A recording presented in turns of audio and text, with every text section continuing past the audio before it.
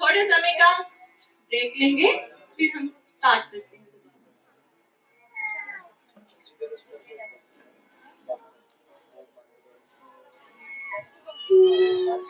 दीदी, ये शिव का नए साल के महोत्सव पर क्या प्रस्तुति देंगे? शक्ति, इस बार हम नए साल में शिव तांडव स्तोत्रम करेंगे। शिव तांडव स्तोत्रम, इसका क्या मतलब होता है राजा जी? शिव तांडव स्तोत्रम शिव के सबसे बड़े भक्त रावण की रचना है। रावण, जिनको के लंकेश्वर और दशानन जैसे नामों से भी जाना जाता था। कहा जाता है जब वे अपने सौतेले भाई कुबेर से जंग में जीते, तब उनको लंकापति की पदवी मिली। साथ ही उन्होंने पुष्पक विमान भी जीता। जब वे पुष्पक विमान में बैठकर पूरे विश्व की परिक्रमा कर रहे थे, तब उनका विमान कैलाश पर्वत के सामने आके रुक गया। पर्वत ने उन्हें रास्ता बदलने को कहा।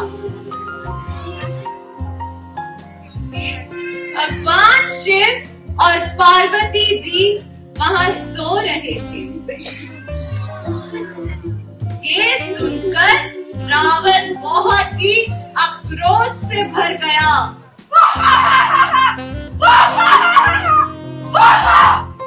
और उसने कैलाश पर्वत को अपने हाथ में उठाने की कोशिश की।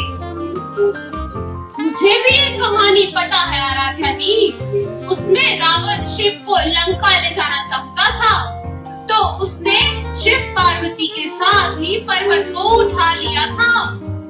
बिल्कुल सही गौरी।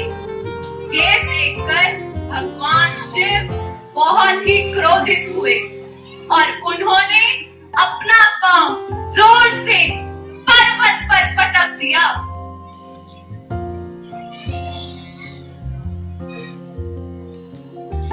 ये देखकर रावण चीखने लगा। उसकी चीख तीनों लोकों में फैल गई। तीनों लोग डर गए। वह इसी स्थिति में 14 दिनों तक पड़ा रहा। वह तरह तरह के राग गाकर भगवान शिव को प्रसन्न करता रहा। वह ना माने। आखिरी एक दिन उसने भगवान शिव की अपार शक्तियों और सुंदरता का वर्णन किया। यह सुनकर भगवान शिव प्रसन्न हुए और मान गए और तीनों लोकों में भी खुशहाली फैल गई। दुर्गा, इसी को शिव तांडव स्तोत्रम का नाम दिया। यही महत्व है इसका। चलो बच्चों, हम मंदिर चलते हैं। वहां पर नए साल के उत्सव पर पुरोहित जी को आमंत्रित भी करना है और उनसे शिव के बारे में थोड़ी और जानकारी भी लेंगे। अरे, वह कोई आम पुरोहित नहीं है। बड़ी समझ है उनके पास। धर्म को जी रहे हैं। आंखें मूंदकर चलाए नहीं चलते। चले? चलते हैं।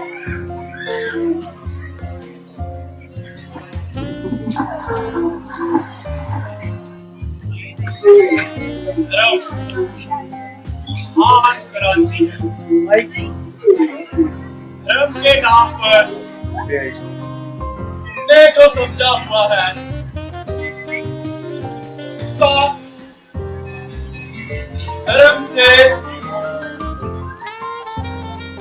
ना के बराबर संबंध है। इसलिए शिव के सूत्र तुम्हें चौंकाएंगे, तुम भयभीत भी होगे, तुम डरोगे, क्योंकि तुम्हारे धर्म डगमगाएंगे, तुम्हारे मंदिर, तुम्हारे मस्जिद, तुम्हारे गिरजे, अगर तुमने ये सूत्र सही से समझा तो वैसा गिर जाएगा। तुम उन्हें बचाने की कोशिश मत करना, वह बचे भी रहे तो भी तुम्हें उससे कुछ मिला नहीं। तुम जी रहे हो मगर तुम मुर्दा हो। मंदिर बहुत सजे हैं, उससे तुम्हारे जीवन में कोई भी खुशी की किरण नहीं है। मंदिर में तो बहुत रोशनी है,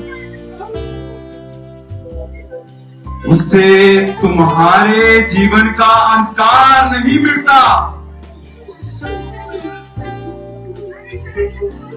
इसलिए शिव सूत्र से तुम भयभीत मत होना, तुम्हें कठिनाई में डालेंगे। तो आज हम शिव के पहले सूत्र चैतन्य आत्मा है को समझने की कोशिश करेंगे। नमस्ते पुरोहित जी, हम आपको नए साल के उत्सव के लिए आमंत्रित करने आए हैं। पुरोहित जी, क्या शिव भी आपकी तरह पुरोहित थे? हम उनकी भक्ति के लिए तैयारी तो कर रहे हैं, लेकिन उनके बारे में ठीक से नहीं जानते। क्या आप हमें बताएंगे? शिव कोई पुरोहित नहीं है, शिव तो एक शिव अवतार है, शिव तो पैगंबर है। शिव तो जो कहेंगे वो आग है, आग। अगर तुम मिटने को तैयार हो तो ही उनका निमंत्रण स्वीकार करना, क्योंकि तुम्हारे मिटने से ही तो नया जीवन शुरू होगा। तुम्हारी राख से ही नए जीवन की शुरुआत होगी। इन सब बातों को दिमाग में रखते शिव का एक एक सूत्र समझने की कोशिश करें। चैतन्य आत्मा है। इसका क्या अर्थ हुआ पुरोहित जी? पहला अर्थ, इस समस्त जगत में सिर्फ चैतन्य ही तुम्हारा आत्मा है। आत्मा का अर्थ क्या है? आत्मा का अर्थ है अपना, सब पराया। शेष तुम्हें जितना भी अपना लगे पराया है। तुम्हारे मित्र, तुम्हारा परिवार, तुम्हारे परिजन, तुम्हारी धन दौलत, यश, समाज, प्रतिष्ठा, जिसे तुम मेरा कह रहे हो, वही पर धोखा है। क्योंकि ये सब मृत्यु तुमसे छीन लेगी। मृत्यु तो एक कसौटी है, कौन अपना कौन पराया। अगर कुछ भी जो मृत्यु तुमसे ना छीन पाए वह अपना है, और अगर कुछ तुमसे छीन ले तो वो पराया है।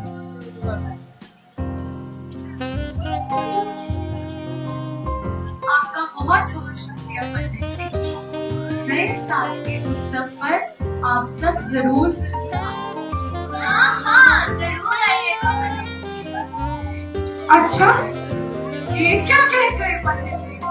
जो मरने के बाद हमारे साथ जाए सिर्फ वो ही हमारा है। हमारे में तो शरीर भी जला है, तो क्या वो भी मेरा नहीं है? ऐसे कैसे? फिर ऐसी कौन सी चीज है जो मरने के बाद हमारे साथ जाती है? बिल्कुल है काली, आत्मा। ये हम हैं। ये शरीर तो 5 तत्व से बना है और उसी में विलीन हो जाना है। आत्मा नहीं मरती। आत्मा का अर्थ ही है अपना, लेकिन जैसे ही हम कहते हैं अपना, वैसे ही दूसरा प्रवेश कर जाता है। अपने का अर्थ ही होता है कोई दूसरा जो अपना लगे। तुम्हें ये ख्याल ही नहीं आता कि तुम्हारे अतिरिक्त तुम्हारा कोई भी नहीं है, हो भी नहीं सकता। और जितनी देर तुम इस धारा में अटके रहोगे कि कोई दूसरा तुम्हारा अपना है, उतने दिन व्यर्थ गए। उतना जीवन अकारण बीता। उतना समय तुमने सपने देखे, सपने। तुम जाग सकते थे, मोक्ष तुम्हारा होता। तुमने कचरा इकट्ठा किया, कचरा। कचरा? कैसा कचरा राधिया दी? आओ दुर्गा, तुम्हें दिखाती हूँ। ये देखो।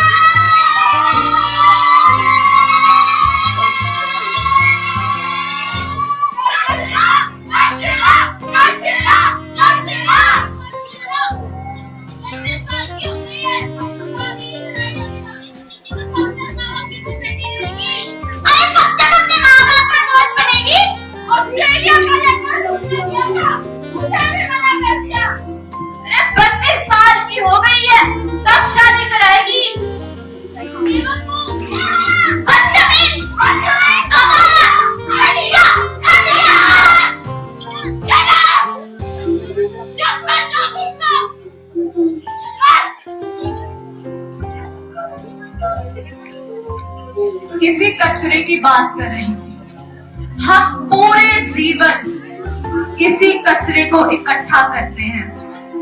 हम जानते भी नहीं है कि इस कचरे से होता क्या है। यही कचरा है जो हमें डिप्रेशन में लेके जाता है।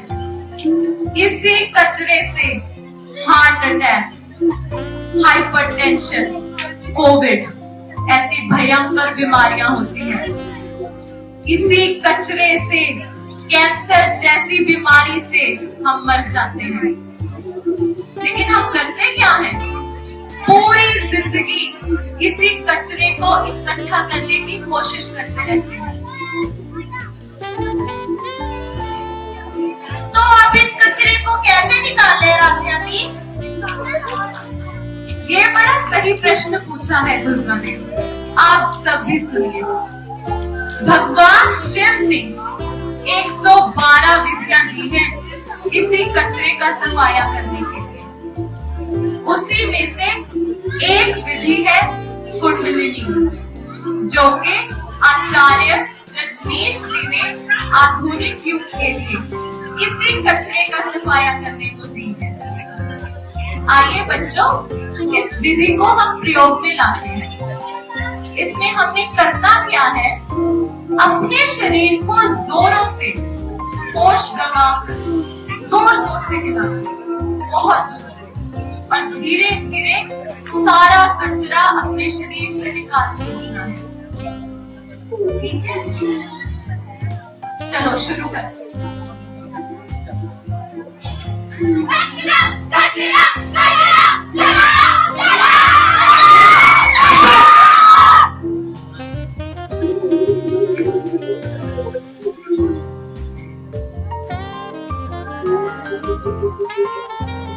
इस विधि को करके, यह भी हमने सिर्फ 3 मिनट की विधि, उससे भी कम समय की है।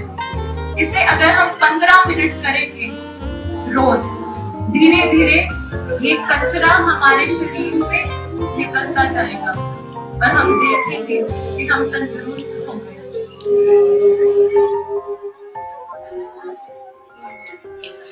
यही अर्थ है पहले सूत्र का। आप सब भी सुनिए। सिर्फ तुम ही तुम्हारे हो।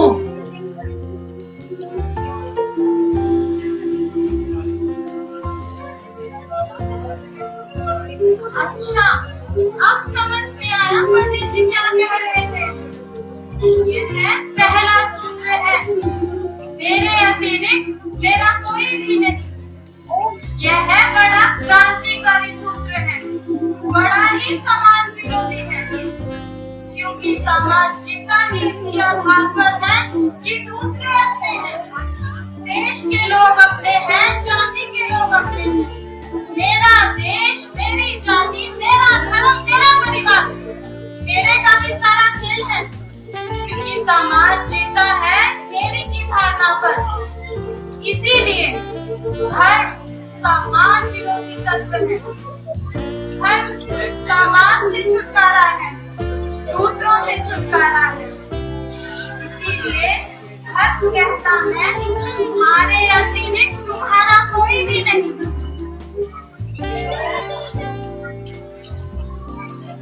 सही कहा। तुम कहते हो दूसरे को मेरा, पर मेरा कहकर तुम करते क्या हो?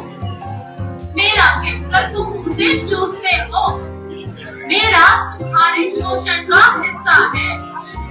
जैसे ही तुम किसी दूसरे को मेरा कहते हो, तुम उसे अपना गुलाम बना लेते हो, उसे अपने परिवार में परिवर्तित कर देते हो। मेरी पत्नी, मेरा पति, मेरा पिता, मेरा बेटा, इस मेरे के पीछे, इस तेरे के पर्दे के पीछे तुम्हारे संबंध का मूल आधार क्या है? तुम चूसते हो, तुम शोषण करते हो, तुम दूसरे का उपयोग करते हो, और अगर तुम इस उपयोग को कहते हो पराठ, तो तुम भ्रांति में हो।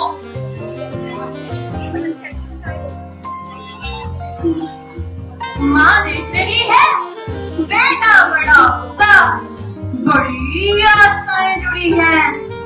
बाप देख रहा है, बेटी बड़ी होगी, बड़ी आशाएं जुड़ी हैं। और इन सब आशाओं में तुम अपने को खो रहे हो। यही तुम्हारे पिता भी इन्हीं आशाओं को कर करके समाप्त हुए तुम्हारे लिए। तुमसे क्या उन्हें मिला? तुम भी इन्हीं आशाओं में समाप्त हो जाओगे। तुम्हारे बेटे से तुम्हें कुछ मिलेगा नहीं।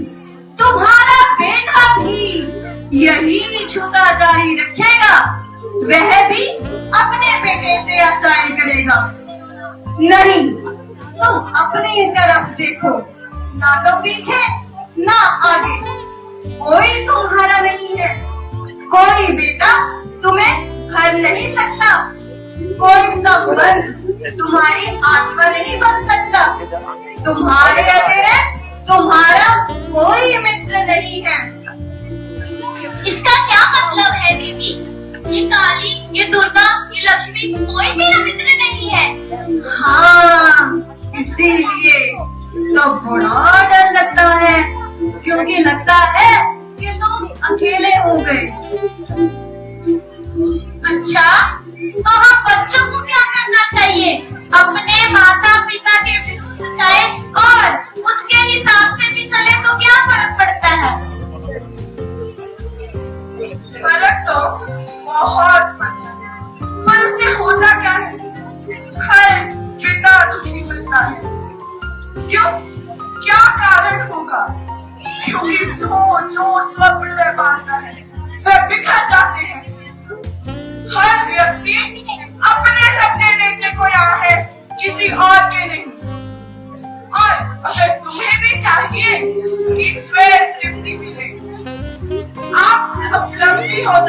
तो अपने सपने किसी और के साथ मत बांटना, अन्यथा तुम भटकोगे। अपनी मनमाने के लिए तुम सच के बजाय उल्टा रास्ता चुनते हो। तुम झूठ को मीठा बनाते हो क्योंकि तुम उसे जलाना चाहते हो। तुम सत्य को कड़वी बनाते हो क्योंकि सत्य से तुम केवल चोट करना चाहते हो, उसे जलाना नहीं चाहते। तुम सत्य बोलते ही तब हो जब तुम सत्य का इस तरह उपयोग कर सको कि वह झूठ से भी बदतर साबित हो, तभी तुम बोलते हो। तुम बेहोश हो, तुम्हारे कृत्यों का तुम्हें कुछ पता नहीं कि तुम क्या कर रहे हो। इसे थोड़ा होश पूर्वक देखना शुरू करो। जो तुम बोलना चाहते हो, क्या तुम वही बोले या कुछ और ही बोल गए? क्या तुमने वही बोला जो तुमने सोचा था? हम होशपूर्वक कैसे रहें? मैं तो कोई भी काम करती हूँ तो आगे की सोचती हूँ, उस क्षण पे नहीं होती। मुझे क्या करना चाहिए? बिल्कुल गौरी, हम सब भी ऐसे ही हैं, लेकिन होश पूर्वक रहने की एक विधि करते हैं। सभी लेट जाएं, शव आसन में।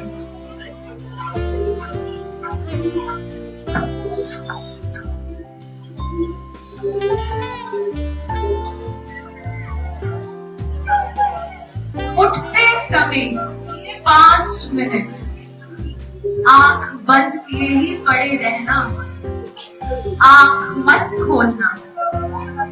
आंख खुलते ही संसार दिखाई पड़ा, तुम खो जाओगे।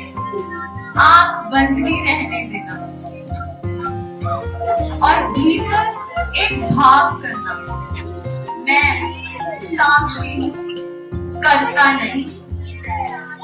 और यह साक्षी भाव दिन भर सधे। मैं बार बार इसका स्मरण कर सकूं कि मैं साक्षी हूं। शुरू में बड़ा आसान होता। उठो,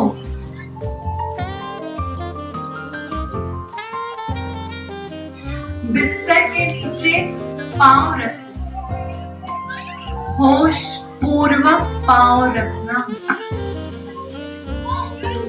स्नान करने जाओ, होश पूर्वक स्नान करना। सुबह का नाश्ता करो, होश पूर्वक नाश्ता करना। मुझको संभालने की कोशिश करो, जल्दी ये खो जाएगा। काम धाम की दुनिया है, पुरानी आदत है, मगर रोज रोज तुम इसे सींचना। ये पौधा धीमे धीमे बढ़ेगा, तुम्हें दिखाई भी नहीं पड़ेगा, इतने धीमे से बढ़ेगा। पर तुम रोज रोज इसको सींचना और तुम एक दिन पाओगे कि तुम्हें क्रोध कब आएगा, क्योंकि साक्षी को कैसा क्रोध, कब पकड़ोगे क्योंकि साक्षी को कैसा मोह। और तुम्हारे भीतर एक स्थिर धारा बनी है कि मैं देखने वाला हूँ, भोगता नहीं हूँ।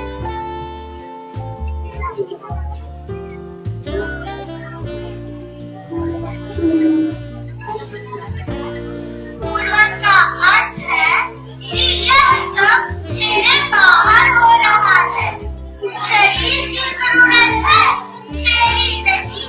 मेरी कोई जरूरत नहीं है भी नहीं, क्योंकि तुम स्वयं परमात्मा हो। तुम्हारी क्या जरूरत हो सकती है? तुम पूर्ण हो, तुम ब्रह्म स्वरूप हो, सब कुछ तुम्हारा है। तुम्हारी कोई जरूरत नहीं है। आत्मा किसी जरूरत से नहीं चलती, उसके लिए किसी ईंधन की जरूरत नहीं होती। बिना बाती मेरी कोई जरूरत नहीं है। शरीर की जरूरत है,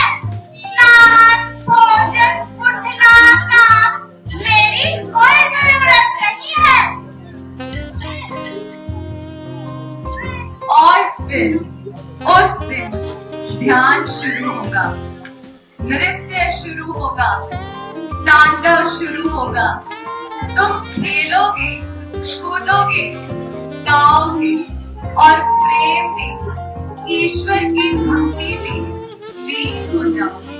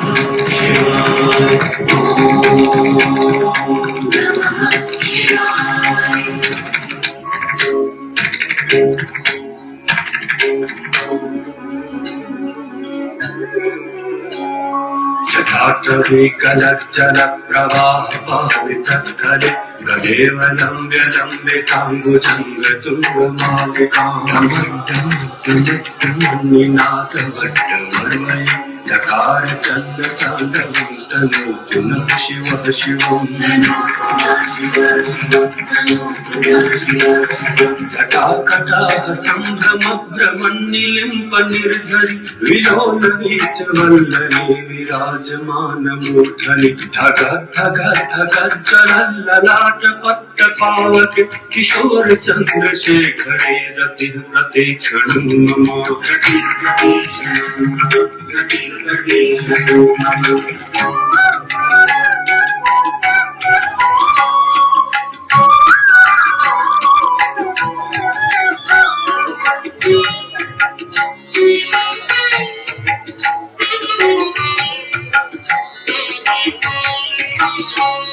धराधरेन्द्रनन्दिनी विलास बन्धु बन्धुर सुरभ्यगन्त सन्तति प्रमोदमान मानसे।